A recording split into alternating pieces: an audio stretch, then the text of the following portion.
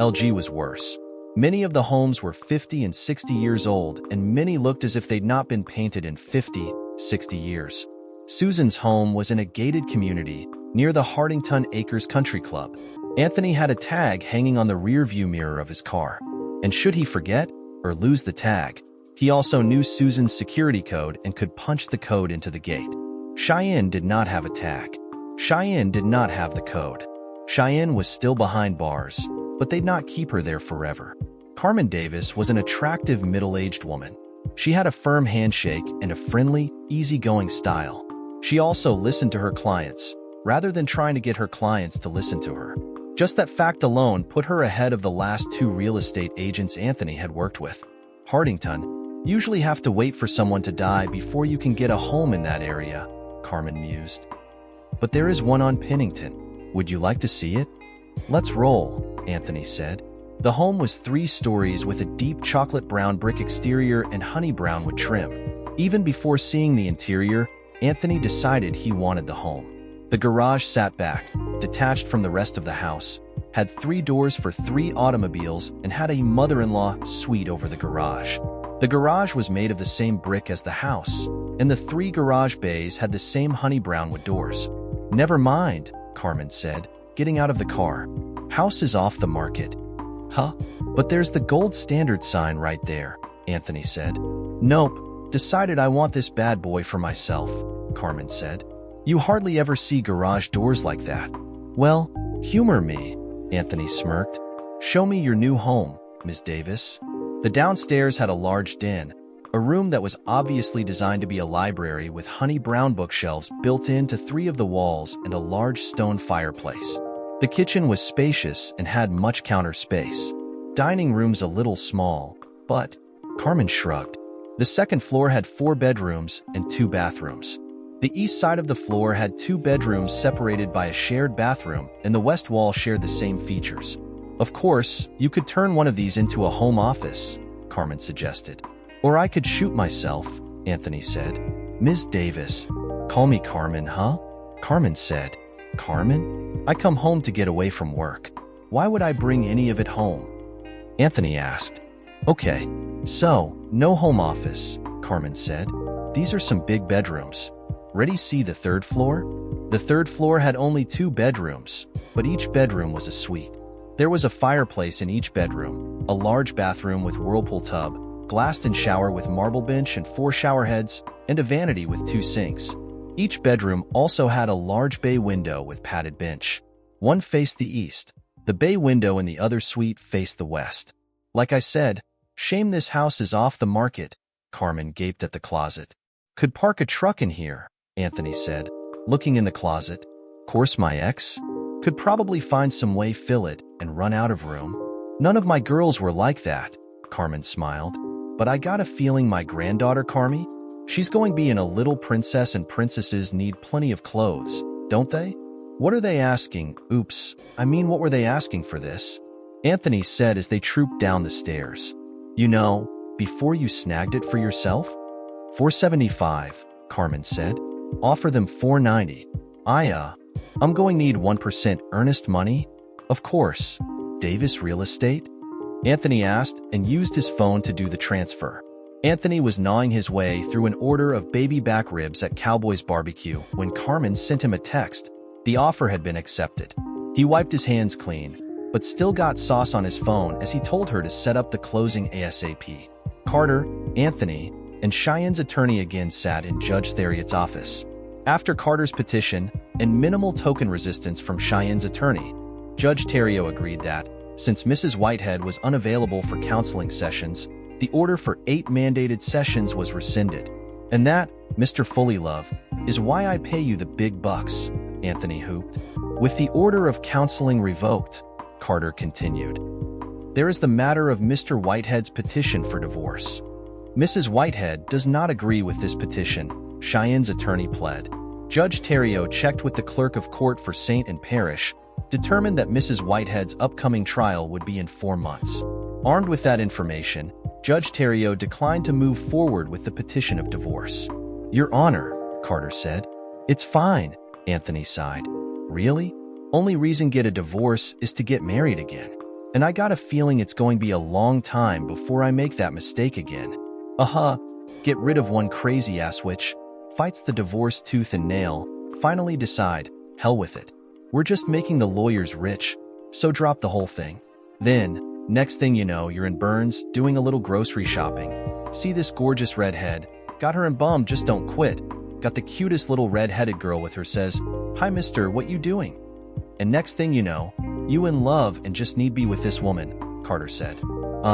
Got a feeling you're not pulling this out your bum, Anthony said. He smiled wider when Carter held up his left hand, indicating his wedding band. Carter also smiled as he confessed that he was his stepdaughter's soccer team's coach. Oh, that's nice. Maybe one day she'll be interested in a real sport, Anthony suggested. Like to see your pasty white bum out there try and keep up with bunch of 7-year-olds all think they the next David Beckham, Carter smiled. Cheyenne was given a $10,000 fine and time served. She was also placed on 3 years probation and given a severe warning. Fail another drug test, and she would serve the 3 years in a medium security penitentiary. She did not have Anthony's cell phone number any longer, so-called whitehead generators. Courtney Louviere, the personal assistant that Marcus had trained, buzzed Anthony to let him know his wife was on line 3. "Hi Cheyenne, what an unpleasant surprise," Anthony said.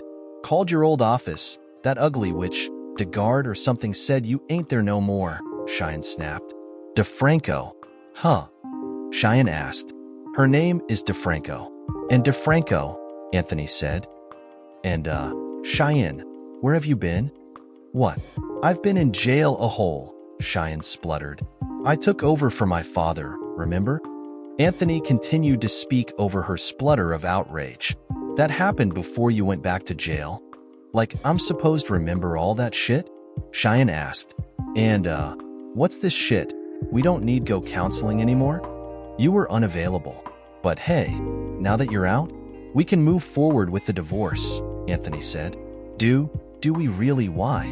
Cheyenne asked, voice cracking. Anthony listened to her sob for a moment. It actually hurt, listening to her tears. He sensed that these tears were genuine. Her tears were real. She was not trying to manipulate him, was not trying to get her way. "Cheyenne, why? Why on God's earth do you want to stay married?" Anthony asked. What do you? I love you," Cheyenne sobbed out. "Stop. Just stop and think about it for a minute, Cheyenne. Just think about it. Truthfully, I don't doubt that you might love me. But honestly, you don't like me one bit." "That's not true," Cheyenne sobbed. What exactly is it that you like about me, Cheyenne? Because all I remember is the non-stop witching, the constant riding my bum, the endless witching and complaining. Please, Cheyenne, please just sign the papers. Just give me the divorce. You don't even want to try?" Cheyenne sniffled. "Please, Cheyenne, please just listen," Anthony sighed. "For the past few months, I've been as miserable as hell here at the job. But then, I go home and it's like, I can breathe." "So? You can breathe here," Cheyenne said, bitterness creeping into her voice. "No, I can't. I can't. And I won't. I will not put myself through one more minute of misery than is absolutely necessary," Anthony said. "I'll fight the divorce," Cheyenne now screamed. "Hear me? I will fight this for as long as it takes." When Carter Fully Love informed Cheyenne's attorney that any additional expenses would be handled by Cheyenne Whitehead, the attorney contacted Cheyenne and relayed this information. "Oh, so now you using daddy's money against me?" Cheyenne sneered into the telephone. "Now you got money, I got do whatever you say?" "Yeah," Anthony said, not bothering to rise to the bait. "I hope you rot in hell, Anthony Whitehead," Cheyenne spat. "Hear me? I hope you rot in hell. Been there. About to get out, but thanks for the kind wishes," Anthony quipped. "I'm hanging up now." Anthony knew when Cheyenne received the final decree of divorce. Courtney Louviere buzzed him, let him know Cheyenne Whitehead was on line 3. Before Anthony even said, "Hello," Cheyenne was wailing into his ear. Arriving home after yet another grueling day, Anthony retrieved the quite thick envelope with the official St. Anne's Clerk of Court letterhead. The letter sat on the counter of his kitchen, unopened for several long moments. Anthony wished he had something anything stronger than beer in his home.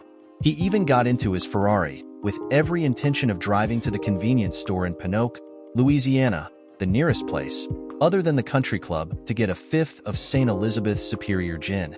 Instead, he wound up at Arthur Porter's gym. He pounded the heavy bag until he couldn't lift his arms anymore. Then he stood underneath a hot spray, listlessly rubbing the bar of soap over his tired body. Home again, hair still damp, body smelling of the cheap soap he used at the gym. Anthony looked at the counter. The envelope was still there. 14, almost 15 years of marriage had come to an end. No whistles and cheers, only screams and tears. And then, dead silence, interrupted by the rustling of the thick papers in his hands. Anthony let a tear trickle down as he read the cold, impersonal legal jargon that declared Anthony Marcus Whitehead and Cheyenne Allison Frick Whitehead were no longer legally wed. Neither had any legal claim to the other. Lisa, his sister, did quietly commiserate. Gracie, his niece, did assure him that he'd meet someone better. Susan was far too gracious, too refined to utter "thank God" when Anthony called her. She just quietly assured him it was for the best. Jimmy, Cindy, and Barbara, his other siblings, did wonder why he was calling them, informing them of the dissolution of his marriage. "Shit, thought y'all was already divorced? Like, what, 5 or 6 years ago?" Cindy asked. At least once a day, during the work week, Anthony received a call from Cheyenne. Apparently, she could not, or would not accept the fact that they were truly divorced. In time, the calls slowed to every other day. Then the calls dwindled to once a week, once a month, then, every so often, out of the blue. "I found someone," Cheyenne claimed on Christmas Eve. "Oh? Well, good for you," Anthony said, looking at the bright red envelope his mother had just put on his desk. "Twice the man you ever were," Cheyenne sneered into the telephone. "Oh, I'm sure he is," now seeing the call for what it truly was. Cheyenne was simply trying to make him jealous. The problem was, Anthony did not feel jealous. "Yeah, he's got," Cheyenne started to say. "Well, that's terrific, Cheyenne," Anthony said cheerfully. "I hope you and, I'm sorry, you never said what his name is, but I hope the two of you have a very Merry Christmas here." Inside of the bright red envelope was his Christmas bonus. Anthony whistled at the $250,000 figure on the check. Then he smiled and nodded. Under that envelope was another envelope. This one was from DeFranco, his former co-worker. Even though it had been nearly 2 years, she still remembered to send him a card. The card showed the horse-faced woman and her 3 kids, all sitting astride horses. Anthony smiled at the genuine happiness the 4 wore. "Merry Christmas," and had written, "As you can see, we love the Dude Ranch so much, we saved up and went again this year." "Merry Christmas," Anthony said aloud, reading the little notes her 3 children had scribbled on the inside front flap of the card. Before leaving his office, Anthony called the Oakleaf Ranch and booked a 2-week cattle drive for Anne and her children. Then, he booked the same trip for Cheyenne and Guest. He was fairly certain Cheyenne would not go, and if she did go, she would be bringing her mother, not some mystery budding romance. "Mr. Whitehead, this bonus?" Courtney asked, chubby face looking worried. "Yes, ma'am?" Anthony smiled. "You going tell me it's not enough?" "Mr. Whitehead, it's too much," Courtney protested. "Mr. Whitehead, I don't do nothing all day." "Courtney, Merry Christmas, Happy Hanukkah, Merry Kwanzaa, Holy Hug a Tree Day, whatever you celebrate. See you Monday. Okay?" Anthony said and left the office. The work floor was eerily quiet as his leather heels struck the concrete. In the corner, near the metal stairs, stood a gaily decorated Christmas tree. Underneath the tree were 3 packages. 2 of the packages looked slightly bedraggled, as if they'd been handled quite a few times. The 3rd package looked fairly untouched. Anthony saw his name on the tag and saw it was from ? "No, think I'll leave that one alone," Anthony chuckled mirthlessly. The day after Christmas, Anthony bought himself a Bentley. The gleaming white automobile handled as responsively as his Ferrari, but felt like he was seated on a cloud. Even the speed bumps in the parking lot of Whitehead generators barely registered as he drove over them. "Now that's what luxury feels like," Anthony said as he glided to a stop in his parking space. New Year's Eve was celebrated at the Hardington Acres Country Club.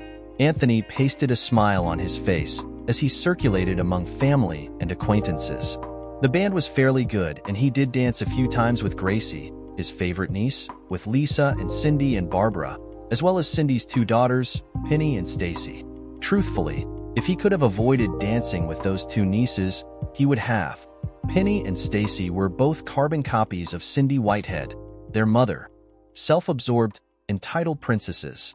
At midnight, he stood with his mother and family, counted down, then screamed, "Happy New Year" with everyone else. He looked around but did not see Gracie. This was not unusual. The girl generally avoided crowds. "Happy New Year," Anthony said as he found Gracie standing on the back porch, nose pressed against the cold glass as she watched the impressive fireworks display. The beautiful young woman pulled her gaze from the barrage of fireworks and smiled. He let her come to him, let her give him a quick hug and soft kiss on his cheek. "Happy New Year, Uncle Antony," Gracie agreed. "Fix and go. You all right?" Anthony asked. "Uh-huh," Gracie agreed. "Happy New Year," Anthony said again as he stood by the door leading into the grand ballroom. "This year's going to be better, Uncle Antony," Gracie whispered hopefully. Now, 364 days later, Anthony Whitehead did not think of his niece's empty words.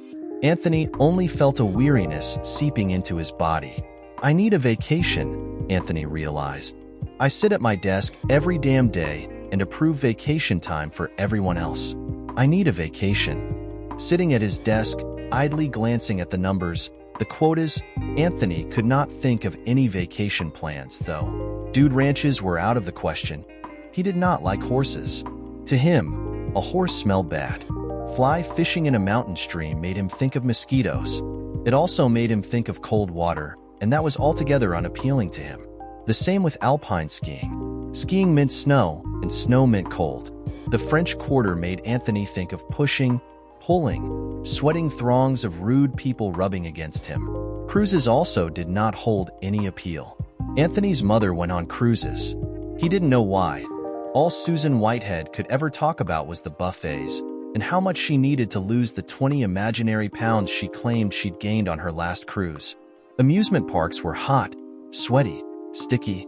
Right after her tragedy, Anthony and Cheyenne had taken Gracie and Lisa to Disney World in Florida. 6 days of a nearly catatonic child and tearful mother had been as horrible an experience as any ordeal Anthony had ever endured. Each moment, his heart broke over and over for the sweet, frightened child. And after the ordeal drew to a merciful end, Gracie had hugged his knees and whispered, "Thank you, Uncle Antony." That one hug had made every miserable, sweaty, uncomfortable moment worth it. For that one hug, Anthony would gladly do it all over again. But his niece was no longer the mere child. "Thanks a lot, Father," Anthony said in the quiet office. "Thanks a whole hell of a lot, miserable scumsucker." At 3:46, Brent knocked on the door and announced that the last of the time cards were ready. "Thank you, Mr. Collier," Anthony said, not looking up from the spreadsheet of shipping rates. "Your ass, sir," Brent said, almost fully enunciating his insulting salutation. Anthony gathered the time cards, entered each employee's hours, adding the 2 hours for each employee to bring them up to the full 40 hours for the week. He double-checked each card, then signed each card, Anthony M. Whitehead, before shutting everything down. Walking through the semi-darkened floor of the shop, Anthony again looked around. The Christmas tree blinked and flickered, looking somewhat sad in the corner. There were 2 packages underneath the tree. One package was for an employee that was on vacation. The other was addressed to Anthony W. And again was from ? And again, Anthony refused to even pick up the gaily wrapped package. Anthony punched in the code for the alarm. With one last visual sweep of the building, Anthony let himself out into the bitter cold December wind. Arthur Porter's son, Jake Porter, was on duty and nodded in greeting as Anthony entered the gym. Anthony punished a heavy bag, then tried his hand at a speed bag. "Suppose try doing it quick," a brash young man sneered. Anthony ignored the youth and continued to pummel the leather bag. Slowly, methodically, he did increase his speed. He would never be as quick as the young man. His bag would never make that rata-tata-tata sound, but he did have a good rhythm going. Arriving at the country club, Anthony smiled as his niece's green Mustang pulled in right behind him. They edged up slowly, and finally, Anthony braced himself against the bitter cold. "Happy New Year, sir," the valet said cheerfully, handing Anthony his claim stub. His niece Gracie got out on the passenger side, and Anthony smiled warmly. His eyebrow did twirl slightly when an attractive brunette got out of the driver's side of the car. He was introduced to Nancy Hebert, his niece's girlfriend, and before he could stop the words, Anthony asked what they meant by girlfriend. "We're together," Nancy said, no hesitation in her words. In the lobby of the country club, Anthony watched as Gracie's girlfriend assisted Gracie. He watched as the beautiful girl unbuttoned Gracie's coat, brought their coats to the coat check room, then grabbed Gracie's hand. "Thank you, God," Anthony said. "Someone to take care of her." The young girl at the coat check counter gave Anthony a beautiful smile. Her big brown eyes smiled up at him, her puffy lips stretched wide, revealing one slightly crooked tooth as she wished him a happy new year. Inside the ballroom, Anthony saw his mother chatting with Joanna and Barney Siegel. He did not see their annoying daughter, Barbara, and approached the trio. As if she could sense that she was missed, Barbara waddled to the trio just ahead of Anthony. "Mother, where's your walker?" Anthony teased. "Anthony Marcus Whitehead." Susan shrilled. "Hello, Anthony," Barbara Siegel preened. "Oh, hi, Betty, right?" Anthony said. Susan let Anthony know that Cheyenne was there, and was, in fact, headed in their direction. She also commented that she simply did not know what Anthony had ever seen in the brash woman. "Saw a lot of myself in her," Anthony quipped. "Incorrigible," Susan declared, walking away. "Hi, Anthony," Cheyenne smirked, leaning so that her large jugs and rose tattoo were plainly visible. "Hi, Cheyenne. So, where's— oh damn, what was his name?" "His name is Roland," Cheyenne replied. Cheyenne was clearly drunk. Her speech was slurred, and she wobbled on her 5-inch heels. And even though Cheyenne bragged about her 24-year-old boyfriend, Anthony felt her unhappiness coming off of her in waves. He felt stifled as they talked. He did not feel jealous of Cheyenne, or of Roland, her boy toy. Anthony felt pity for her, and he felt somehow responsible for her unhappiness. "Well, Happy New Year," Anthony said as Roland Verdit stomped toward them. The young man's face was dark. His unsteady gait told Anthony that Cheyenne wasn't the only one hitting the champagne hard that evening. "Roland, how are you?" Anthony pasted a smile on his face and extended his hand. "Cheyenne was just telling me how happy the two of you are together." "Oh yeah," Roland said, putting a possessive arm around Cheyenne's waist. The gesture nearly brought both Roland and Cheyenne down to the ground. Anthony steadied Roland, preventing a mild inconvenience, an embarrassment to the pair. "Oh yes," said, "you're twice the man I ever was, and well, what can I say, huh?" Anthony said amiably. "You know, I never could make Cheyenne happy, so if you can, more power to you. More power to you." The band was a quintet with an emaciated female vocalist. They were good, playing a good variety of songs to dance to. Anthony did dance with his nieces Penny and Stacy, his sisters Cindy, Barbara, and Lisa, and his mother. Gracie, however, looked delighted to be on the dance floor with her girlfriend. For a few dances, Anthony just stood and watched the two young women as they swayed to the music, smiling at one another. His younger brother, Jimmy Whitehead, did approach Lisa. Jimmy demanded that he be allowed to talk to Gracie and that he be allowed to make an amends to Gracie. It had something to do with his Narcotics Anonymous program. A screaming tirade exploded, and an enraged Lisa punched Jimmy, knocking him to the floor. Before Anthony could intervene, Susan Whitehead quietly, firmly told Jimmy to leave. Anthony sat at a table, shaking his head. A very clearly upset Gracie allowed herself to be led by Nancy to the table. Anthony's heart felt as if it would burst, watching the girl care for his niece. Again, he silently thanked God for Nancy Hebert being in Gracie's life. After 2 cups of water, Nancy dragged Gracie onto the dance floor again. Anthony and Lisa shared a smile as they watched the two young women dancing. "Twist and shout," Nancy yelled at the band. "Come on, mother, let's dance," Anthony demanded, taking Susan by the hand. He had not intended it, but Anthony was among the last to leave the ballroom.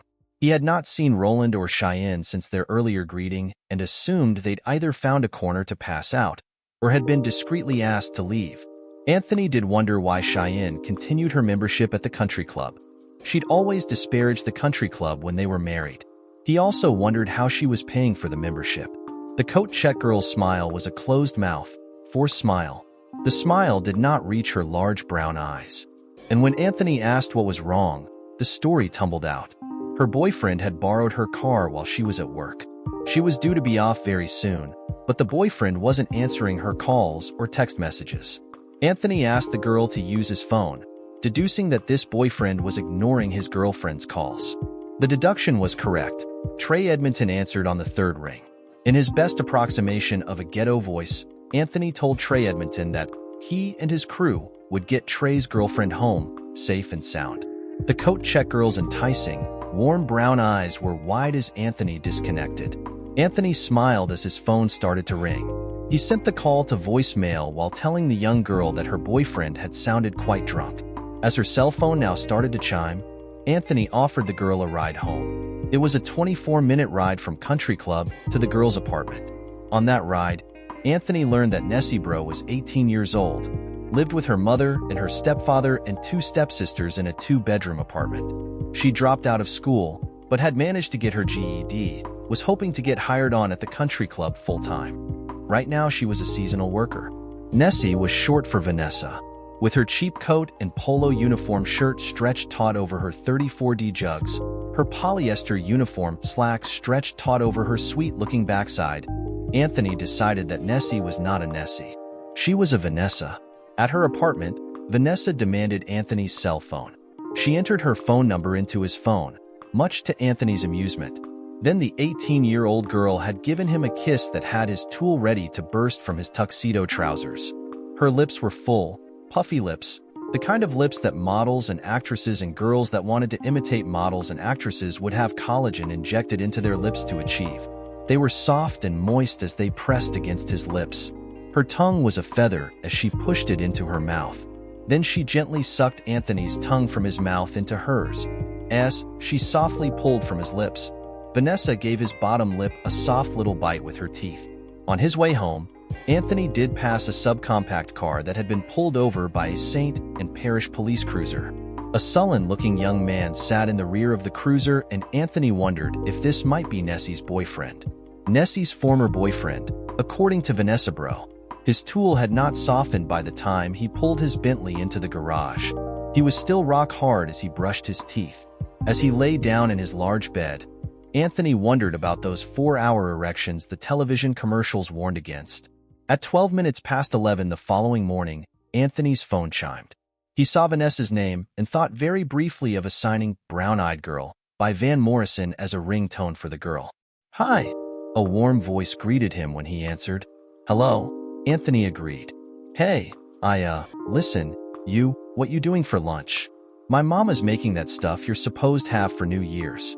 You know, the ham, the black-eyed peas, and the cabbage." No, it's not like that gross cabbage.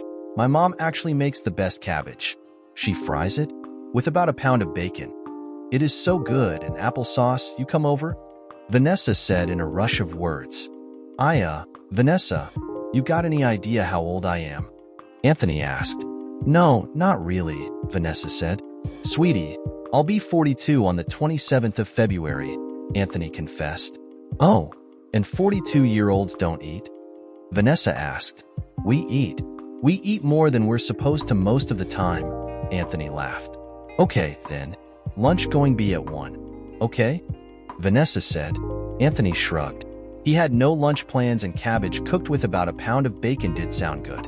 He figured he'd go, have lunch, thank Vanessa and Vanessa's mother for their hospitality, and leave. Burns & Burns grocery store was open. His cell phone listed some wines that were suitable for him, and Anthony scoured the shelves, looking for any of the wines named. He did find one and grabbed it. Turning around, he also located the St. Elizabeth Lager and bought a 6-pack of the beer.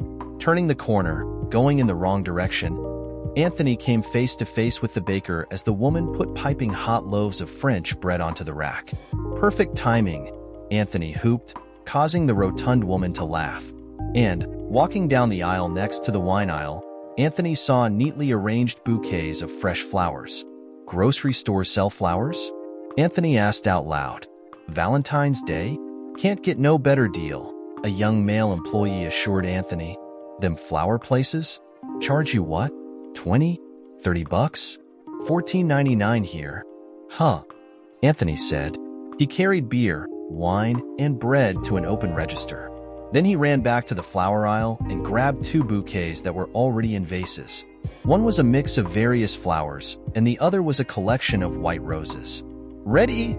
The haggard-looking woman smiled as Anthony raced back with the 2 vases. Think so, Anthony agreed. Oh, those are nice. 2 of them? Someone go and get jealous? The woman asked as she carefully scanned the vases. Might even be gunfire, Anthony said.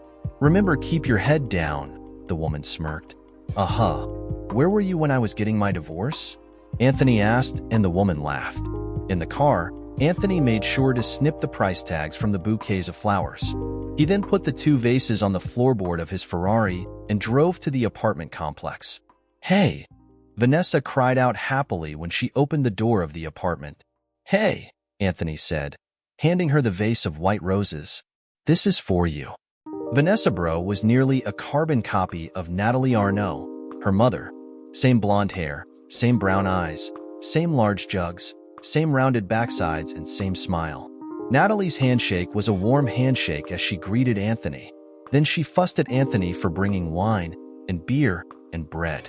And look what he brung me, yeah, Vanessa bragged, showing her mother the vase of roses. Man, now, them nice, yeah, Natalie said, actually reaching out to gently touch one of the rose petals. Be right back, Anthony said. Now you didn't have do that, Natalie protested when Anthony returned a moment later with the vase of flowers. You feeding me? You had do that, Anthony said. Clarissa? Bunny? This Tony, Vanessa introduced Anthony to 2 quite chubby girls. Anthony smiled. Nah, I'm call you Tony, Vanessa smiled and kissed him.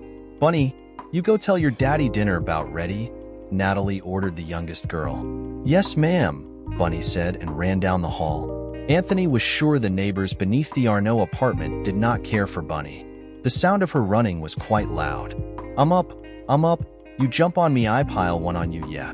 Hear me, Anthony heard a man declare.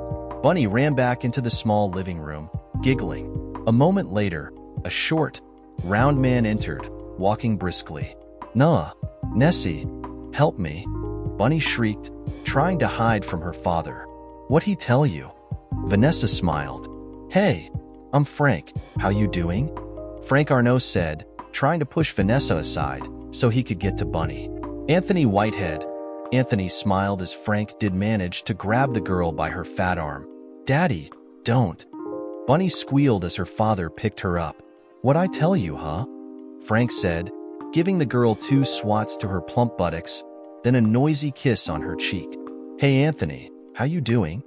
Frank said, sticking out a meaty hand. Me? I'm good, yeah. You? How you doing? Anthony said, shaking the man's hand. Lunch was a celebration. It was loud, happy, energetic. The wine was shared with all 6 people partaking in a glass, even Bunny and Clarissa. Anthony couldn't help but laugh when both girls made faces at the taste of the wine and quickly rinsed their mouths with the far too sweet iced tea. Now? Beer? Hey Nessie, you need bring him by more, here? Frank said when Natalie mentioned the St. Elizabeth lager Anthony had brought along with the wine and the bread. "'Kay," Vanessa agreed. "Oh, and we having us some banana pudding. Anthony, you like banana pudding?" Natalie asked. "Who don't like them banana pudding?" Anthony agreed. Over banana pudding and coffee, Anthony was told of Vanessa's early days. He was even shown photographs of an adorable child. He also heard of Frank's ex-wife, Bunny, and Clarissa's mother, just up and leaving them. "Come home, ooh-wee. Man, I'm 'bout beat ya. Been on my feet all day there," Frank said. "What you do?" Anthony asked. "Mr. Tony, my daddy's a mailman, yeah," Bunny said, with obvious pride. "It Tony? Thought you said it was Anthony?" Natalie asked. Guess Vanessa done decided it going be Tony, Anthony smiled. His smile widened when Vanessa clutched his arm. She put her blonde head on his shoulder. Anyway, come home. This one saying, oh daddy, I'm about starved to death, yeah, and this one? When the last time that diaper been changed, huh? Frank continued with his tale. I'm right next door, man.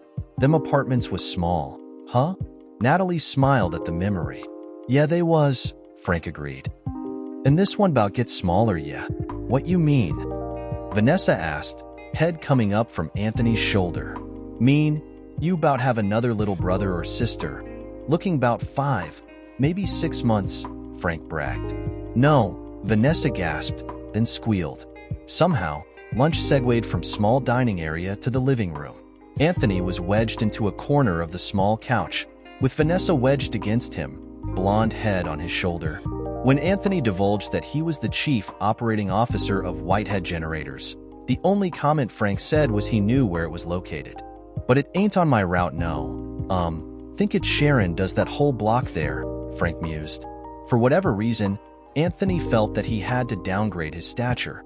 Had to be more like this household. So he told them about working for St. Anne's Parish before his father's death. Civil engineering? Oh yeah, remember you, Frankie said, then looked at Anthony. But man, you been sick or something? Man, you done lost some weight, huh? When Anthony finally said his goodbyes, Vanessa clung to him. When he got his long coat down from the hook, Vanessa put her coat on as well. Where we going? Anthony asked her. Fixing ask you that. She smiled and clutched onto his arm. No what? Ain't seen a movie and I don't know when, Anthony decided. Standing outside of the Joy 4 in LG, Louisiana, Anthony and Vanessa huddled together, trying to shield one another from the bitter wind blowing from the Atchafalaya. Obviously, they were not the only ones that had decided to go to the movies. There was a line of nearly 40 people waiting to purchase tickets, and 3 people ahead of them. Anthony saw a familiar blonde head, dark roots visible. But the young man Cheyenne Whitehead clung to was not Roland. Unmindful of the people around them, the two kissed one another, groped one another recklessly. Anthony was at first disgusted with his ex-wife's actions. Then a sobering thought hit him. Quite a few times during their marriage, Cheyenne would tell him she was going somewhere, but then she would not be where she said she was going to be. Other times, she would be out of reach altogether, and she would not tell him where she'd been. What had Cheyenne been doing those times he couldn't find her? She always had a plausible excuse for those stretches of time. Or, she would react quite defensively. You don't own me, was her favorite attack. But now, watching his ex-wife's behavior, Anthony had to wonder if this type of behavior had been going on while they had been married. Ooh. Vanessa shivered as a sudden gust of icy wind blew across the asphalt parking lot. Anthony smiled down and pulled the girl in for a tight embrace. Her little nose was turning red and Anthony bent and kissed Vanessa on her nose. Someone standing between Anthony and Cheyenne obviously said something to the amorous couple. Cheyenne turned to retort. When she did, she saw Anthony and her haughty expression morphed into fear. Anthony smiled and nodded his head in recognition. Cheyenne's face then changed again to a sneer. This one of Gracie's little friends? Cheyenne snapped, bright red nail pointing at Vanessa. No, this is my girlfriend Vanessa, bro, Anthony smiled. Vanessa? This is Cheyenne Whitehead, my ex-wife. And I'm sorry, young man, I don't know your name. It's Tim, the young man stammered. Hi Tim, Anthony Whitehead, Anthony said cheerfully. So, where's Roland? Too hungover, Cheyenne said, turning away from Anthony and Vanessa. The line inched forward. Just before they reached the window, Anthony asked Vanessa what movie they were going to see. She seemed surprised that she was being allowed to choose. Inside, Anthony again stood behind Cheyenne and Tim in line for the concession stand. Tony, I can have? Vanessa asked, eyes sweeping the lighted menu. Sweetheart, you can have whatever you want, Anthony smiled. 2. Tony? Cheyenne gasped, eyes wide with disbelief as she swiveled her head to face them. Lines moving, Anthony smiled, nodding with his head. You almost hit me time I called you Tony, Cheyenne said. Yeah? Don't remember that, shrugging.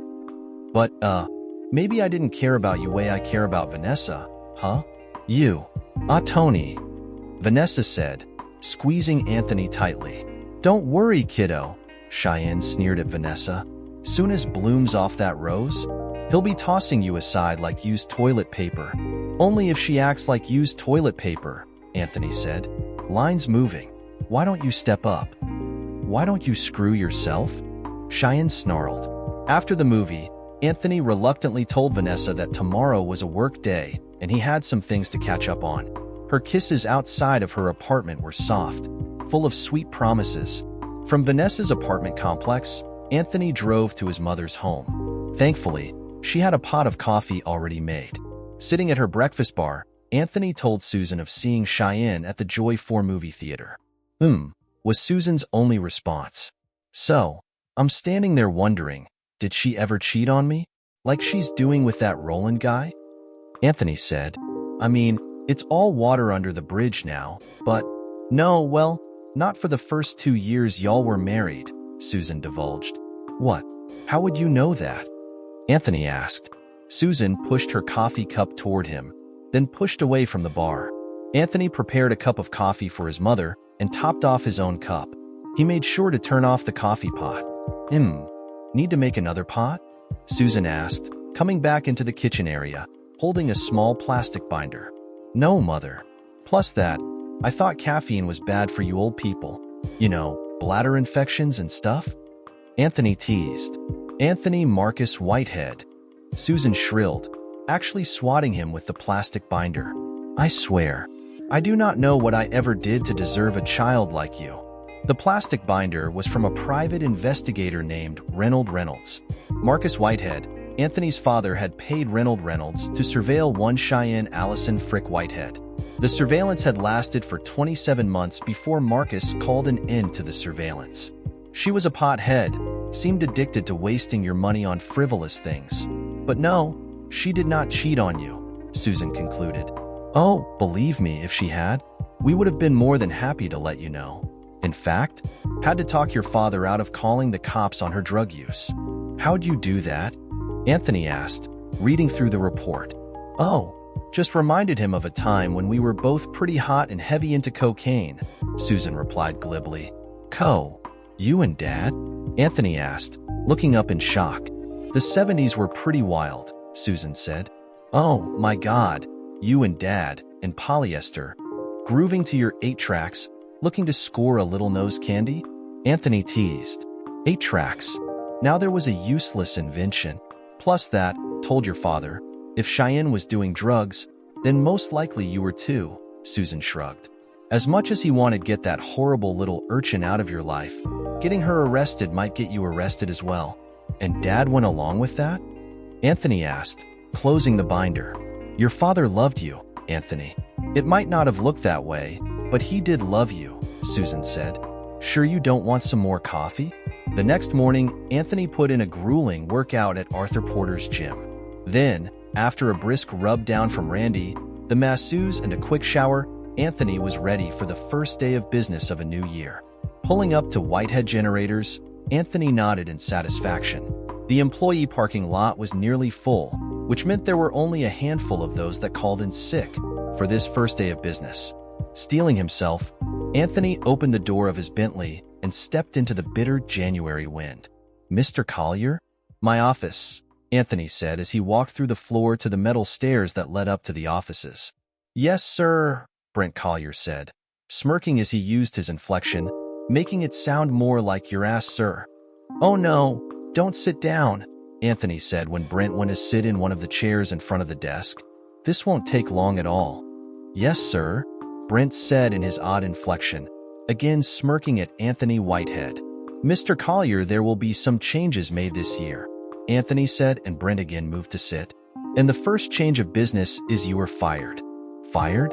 Brent asked, mud-brown eyes opened in surprise. Fired.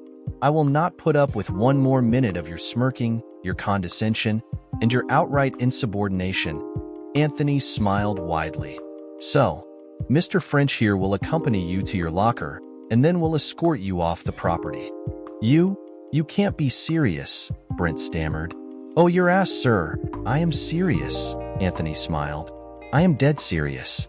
Thank you, that will be all. But, your dad promised me, Brent said. Oh, I went through your employee records. There was no mention of this. Now, if you could produce one email or text message or letter from my father promising you that you could not be fired, then I will reconsider. If not, that will be all, Anthony said, already turning his attention to more pressing matters. Good luck making quota, Brent sneered. Those men? They're loyal to me here. Those men are loyal to a paycheck, loyal to their families, Mr. Collier. Now, please leave my office, Anthony said. Morning Tony popped up on his cell phone and Anthony smiled. Good morning, Anthony replied. Miss me? Vanessa responded. Anthony thought about her query and his smile widened. In the movie, her kisses had been sensual. That first kiss early New Year's Day, when he dropped her off at her apartment, had not been a fluke. Her kisses in the darkened theater had been sensual. Her kisses had been promising. Her kisses had been delicious. She'd made him buy her a giant buttered popcorn and a box of snowcaps. Then, she'd mixed popcorn and chocolate treats. Her kisses had tasted of butter, salt, sugar, chocolate. She had moaned her approval into his mouth when his hands found her full, round jugs. They were large, firm jugs and her dugs were hard, rubbery nubs. Unlike Cheyenne, Vanessa's jugs were 100% real. Vanessa's hot mouth against Tony's throat had made him shiver. Her fingers at his zipper had made him look around in nervous anticipation. Yes, I do, he responded. A moment later, his phone chimed and Anthony looked at a selfie of Vanessa. Lips pursed in a kiss, nude jugs sagging slightly under their weight. Each jug was capped with a light brown areolae and tightly crinkled dug. Something to keep you happy, was her message. Good morning, Mr. Whitehead. How was your new year? Courtney Louviere asked. Unbelievable, Anthony said, staring at his phone. Yours? What? Courtney asked, shocked at Mr. Whitehead's vulgarity. Anthony looked at Vanessa's slender throat and wondered how a diamond choker would look around the delicate-looking neck. Need to run an errand, Anthony suddenly decided, grabbing for his coat. Anthony asked Vanessa if she was working that day, and she texted that she was scheduled for 1 o'clock. She was trying desperately to get a ride from one of her coworkers.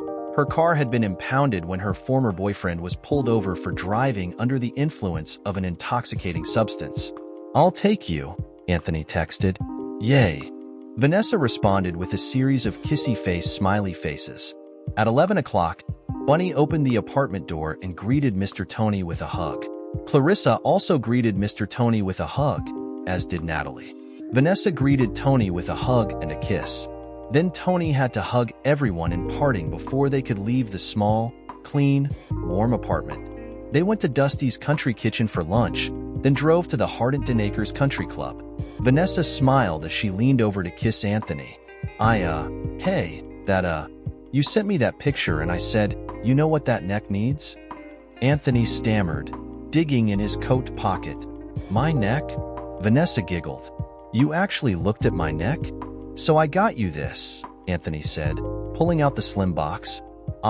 Vanessa goggled at the sight of the thick gold choker with the 3 diamonds in the center. Tony, this is real, isn't it? Vanessa asked, looking at him, not at the jewelry. Well, of course it's real, Anthony chuckled. What? Think I'd take chance of turning your neck green? Okay, and what does this mean? Vanessa asked, indicating the jewelry. Means you, Vanessa. It means I like you. Means I'm glad we met. Means I guess it means I'm your boyfriend, Anthony stammered. You already my boyfriend, Vanessa said. She blushed lightly and lowered her voice. I don't just do, what we did in the movies with just anybody, Give me a kiss, Anthony demanded. You're going to be late. Oh shit. Vanessa squealed, wrestling with the door. What time you get off? Anthony called out before she slammed the door. I'll text you, Vanessa promised. Anthony returned to work. Physically, he returned to work. Mentally, he was in a dark movie theater with an 18-year-old beauty. Mentally, he was in a Bentley luxury automobile with a beautiful 18-year-old giving him sweet, sensual kisses. Department of Labor on line 3, Courtney buzzed him. Anthony handled the inquiry and saw that line 2 was blinking. When he disconnected, Courtney let him know Cheyenne was on line 2. "Don't think you going tell Roland about, my friendship with Tim, here?" Cheyenne threatened. "Cheyenne, why would I want to interfere with Roland's unhappiness?" Anthony asked cheerfully. "Dumb man is stuck with a lying, cheating skank? Why would I want to mess that up for him?" Before Cheyenne could respond, Anthony hung up. At 5:30, Courtney wished him a good evening. At 6:30, Anthony walked through a semi-dark, silent factory. He did wonder about possibly adding a second shift. Each moment the factory sat idle cost them money. The insurance was the same if they were busy or idle. The increase to leaning and maintenance would be minimal. Labor would see a small increase in costs, but productivity increases would balance that out. At 9:50, his cell dinged. Vanessa's text informed him that she was getting off in 10 minutes. Anthony slipped his feet into a pair of tennis shoes, and he grabbed his coat before dashing out the door. "Hey," Vanessa said, opening the car door before Anthony could get out to open it for her. "Hey, you need to get off this Saturday," Anthony said. "Think I am. Think Friday's my last day," Vanessa said sadly. "Oh, sweetheart, I'm sorry about that." Anthony tried to sound sincere. Saturday, at his niece Gracie's birthday party, Vanessa called him Tony. 7 of the 8 other females in attendance actually gasped out loud. "No one calls me Tony," Anthony smiled, kissing Vanessa on the tip of her nose. "I do," she giggled, then made him jerk away when she licked the tip of his nose. As they got into his Bentley, which Vanessa declared was her favorite of his 2 cars, Vanessa again toyed with the thick gold choker around her neck. Then she looked at him with her big, warm, beautiful brown eyes and quietly asked him to take her to his house. In his bedroom, Anthony marveled at the sight of a beautiful, sexy nude blonde girl on his bed. Her large round jugs tapered into a nipped-in waist. The nipped-in waist flared out into womanly hips. Her thighs were slender, slimming down to beautiful calves and slightly small feet. Her big eyes were full of fear as she regarded him. She moved to cover her flesh from his gaze. She was shy, was sure her body was somehow fat or imperfect. "Vanessa, you are gorgeous," Anthony breathed as he crawled onto the bed to join her. The only thing she wore, other than her frightened expression, was his thick gold choker. To ease her anxiety, Anthony did turn off the bedside lamp. Now, the only light in the room was from the bay window. The pale winter sunlight showed Anthony that the anxiety had not left her face, even when his shadow fell across her features. "Gorgeous," Anthony repeated and kissed her softly. "You got any condoms?" Vanessa asked. "Yes," Anthony assured her. He eased her onto her back, beautiful blonde head propped up by his mound of pillows. She shut her eyes as they kissed. She shuddered slightly as his hands sought out her large jugs. Vanessa giggled when Anthony nipped at her soft belly. She laughed when he sucked briefly on her small, out-tie belly button. "Put a condom on," she growled. "Oh," Anthony chuckled. "But I put a condom on now," Vanessa demanded and again kissed him hungrily. "I love you," Vanessa grunted into his ear. "Hear me, Tony? I love you." "Love you too," Anthony grunted, after he managed to catch his breath. "This was best sex of my life," said Anthony.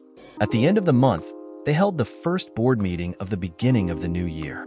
Susan nodded somberly as a red-faced Jimmy made his amends to her for his vulgarities at the New Year's Eve celebration. Lisa likewise nodded her acceptance of Jimmy's amends. Susan, as chief executive officer, and Lisa as chief financial officer wanted to do a feasibility study on adding a second shift to their manufacturing operations. Anthony felt anger well up. What was there to study? But he was outvoted, even as he had Cindy and Barbara's votes in proxy. Susan, Lisa, Jimmy, and Lisa acting as Gracie's proxy voted to wait until a study could be done. After the meeting adjourned, it was just Susan and Anthony in the boardroom. Susan reached into her bag and pulled out a manila folder. She smiled as she slid it toward Anthony. "Vanessa and Bro's dossier," she said. "Only 2 things that concern me are her being a high school dropout and her ex-boyfriend, Richard Robert Edmonton III, aka Trey. He's 20 years old and already has 3 DUIs on his record." "You had," You had her investigated? Anthony asked, anger welling up again. Mother, this is unbelievable. Of course I had her investigated, Anthony. Even you would have to admit your track record with women? Not the best. I also had Gracie's little girlfriend investigated, Susan defended. Oh, and in case you're wondering, Nancy checks out fine. So, if I tell you that Vanessa has her GED, it all right if I continue to see her? Anthony snapped. Please do, Tony, Susan said, the hint of a smile playing at her lips. And son, if there is another woman, after Ms. Bro, rest assured, I will have her investigated as well. Same for anyone Jimmy ever dates. I just hope and pray it won't be someone he meets at those Narcotics Anonymous meetings, or that Cocaine Anonymous group. Susan gave a little shudder as she thought of some of the women that went to Jimmy's Cocaine Anonymous meeting. Anthony shoved the dossier toward his mother and stood. Good night, Mother, Anthony said. Wait, just you wait until you have your own children, Anthony Marcus Whitehead, picking up the folder and putting into her bag again. Spring pushed away the bitter cold winter. In April, at his niece's marriage to her girlfriend, Anthony was thrilled and honored that he was asked to walk Nancy up the aisle. As they proceeded up the white runner, Anthony looked at the smiling faces around him, faces of family, of friends, and felt truly fortunate. After the ceremony, Jimmy approached Nancy and Gracie, told them he was proud of them, and wished them a long and happy life. Anthony saw the tears of pain on his younger brother's cheeks as he turned to leave. Vanessa gave Anthony's hand a squeeze. She looked up at Anthony as he stepped into the aisle. Love you, Anthony said, hugging Jimmy. Love, Jimmy tried to say, but became too chalked up. Call your sponsor, one of the waiters said as Jimmy rushed from the country club's gazebo. May 27th, Natalie Arnault gave birth to Claire Marie Arnault. On June 1st, Anthony gave Jimmy last-minute instructions, called him a sucker, and dashed down the metal stairs and out the door of Whitehead Generators. In the parking lot, Anthony got behind the wheel of the motorhome he'd rented and drove to the parking lot of the Spanish Armada Apartments. He did not even have the cumbersome coach parked before Vanessa came bounding down the stairs, suitcase in hand. You are not going to tell me that's all of your clothes, all of Clarissa's clothes, and all of Bunny's clothes, Anthony said. You crazy too, Vanessa smiled. This is my suitcase. Bunny's and Clarissa's upstairs, yeah. You a mess too, Anthony laughed. Now, let me go see that beautiful little sister you got. They walked up the stairs together. Natalie proudly showed off the still somewhat wrinkled and bruised baby. Oh man, Anthony, really appreciate you taking them off our hands, yeah, Frank said as Anthony grabbed the girls' suitcases. The trip was a surprise for Bunny and Clarissa. The girls bounded out of the school building, just delighted that this was the last day of school for the foreseeable future. Both girls squealed happily seeing their big sister and Mr. Tony waiting for them at the school's parking lot entrance. Nessie, Mr. Tony, what you doing here? Bunny asked, giving them hugs. Come see if we could find any little girls might want go Disney World? Mr. Tony asked. We going Disney World? Bunny screamed. Mr. Tony, you not fibbing, huh? Clarissa asked, scarcely able to believe her ears. At the end of a week, for Sunburned, happy people pulled onto I-10, heading west. Bunny leaned against Mr. Tony, then kissed his cheek. Mr. Tony, she said. Anthony asked, putting on his blinker, then pulling over into the right lane. Mr. Tony, you need marry Nessie, Bunny said. Oh, and why's that? Bunny Francis Teresa Arnault? Anthony asked. Who told him my name? Bunny squealed at Clarissa and Vanessa as they lolled on the bed in the rear of the motor home. Wasn't me, Clarissa denied. Nah, Vanessa said. Must have been Mom or Dad. Mr. Tony, who told you my name? Bunny demanded. Santa Claus? Anthony suggested, not wanting to tell a 7, almost 8-year-old girl that his mother had provided him with a dossier on Bunny's older sister, and in the report had been Bunny's real name. But come on, tell me, why I need marry Nessie? Because she loves you, Bunny said. And I love you too. Well, that is a pretty good reason, Anthony nodded his head. So, you'll do it? Bunny asked. Maybe, Anthony said, looking into the side mirror. Come on, but head, get off my hiney, huh? When they pulled up to the apartment, Anthony was just grateful to climb out of the driver's seat. Bunny and Clarissa were grumpy when Anthony roused them. That grumpiness was aggravated when their father pretended he had not even known that they'd been gone a whole week. "Girls," Natalie smiled, "your daddy's teasing you. We missed you terrible." Mr. Tony got 3 sleepy hugs and 1 sleepy kiss. Anthony walked down the stairs, back nodding up from the thought of having to get back into the large vehicle, having to drive it to the rental lot. Upon returning home, Anthony stepped into his house and realized he felt alone and lonely. "Mother, I am home," he said when Susan answered her phone. "Oh, you were gone?" Susan teased. "Oh, I'm sorry. Is dementia setting in already?" Anthony asked. "Anthony, I hope when you have kids, you have one just like you. You hear?" Susan hissed. "Love you, Mother," Anthony laughed. "Oh, thank God," Jimmy said when Anthony let him know he was home. "I swear to God, I don't know how the hell you do this shit day after day. I am about to lose my mind." "Assuming you ever had one to lose," Anthony replied. During their week-long stay, Anthony and Vanessa did sleep together in the fairly large bed. But with Bunny and Clarissa within touching distance, they did not engage in anything more than cuddling and some kissing.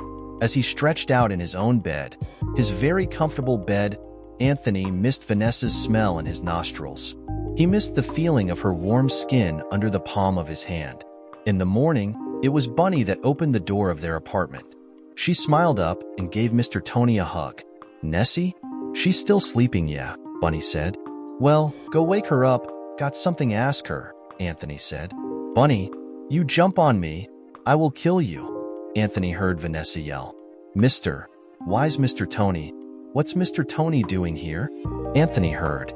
"Tony, what you doing here?"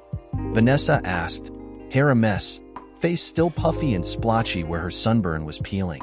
"Been thinking all kind of romantic ways do this, but I just can't wait," Anthony said and got down on one knee in the small hallway of the apartment. "Vanessa, will you marry me?" Looking around at the smiling faces of his friends and family, Anthony Marcus Whitehead felt truly fortunate. The music swelled and Anthony turned to watch as Vanessa and Frank stepped onto the white silk runner. His heart caught in his throat as he saw his bride in her elegant wedding gown. The wedding gown had actually been his mother's wedding gown when she had married Marcus Anthony Whitehead nearly 5 decades earlier. "So, I take it you approve of her?" Anthony had asked Susan when she had suggested the idea of Vanessa wearing the gown. "Of course," Susan said. "Now, you? I'm not so sure. Remember, Mother, in a couple of years, when you finally go senile, I'll be your guardian," Anthony warned. Dear listeners, please share your thoughts in the comments section below, and don't forget to like, share, and subscribe.